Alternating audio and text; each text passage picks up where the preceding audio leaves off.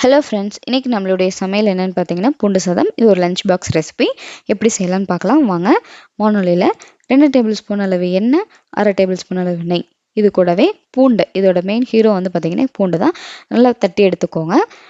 இது பொன்னிறம் வதங்கினதும் கருவேப்பிலை, மிளகாய், முந்திரி பருப்பு நல்லா கலந்து விட்டுருங்க. இது நல்லா வறுபடவும் ஒரு மிக்சிங் பவுலில் போட்டு நம்ம அரைச்சி எடுத்துகிட்டு வந்துட போகிறோம். கூடவே 1/2 டேபிள் ஸ்பூன் எண்ணெய் சேர்த்துட்டு ஒரு வெங்காயத்தை பொடி பொடியாக கட் பண்ணி வதக்கி எடுத்துக்கோங்க. 2 தக்காளியை பொடி பொடியாக கட் பண்ணி வதக்கி எடுத்துக்கோங்க. கூட உப்பு சேர்த்துக்கோங்க. தக்காளி நல்லா வதங்கினதும் கூட மஞ்சள் தூள், புதினா இலைகள் சேர்த்து நல்லா கலந்து விட்டுக்கோங்க. இப்போ நம்ம அரைச்சி எடுத்துகிட்டு வந்திருக்கிற பூண்டு விழுதையை சேர்த்துக்கிற போகிறோம். இது கலந்து விட்டுக்கோங்க.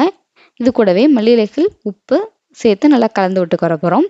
அவ்வளோதாங்க, பூண்டு சாதத்துக்குரிய மசாலா தயார். இதை வந்து நம்ம சாதத்தில் போட்டு கலந்து எடுத்துக்கிற போகிறோம். அவ்வளோதாங்க. இப்போ சாதம் நல்லா உதிரி உதிரி எடுத்துட்டு இது நல்லா கலந்து விட்டு சாப்பிட்டு பாருங்கள். டேஸ்ட்டு வந்து நல்லாயிருக்கும்.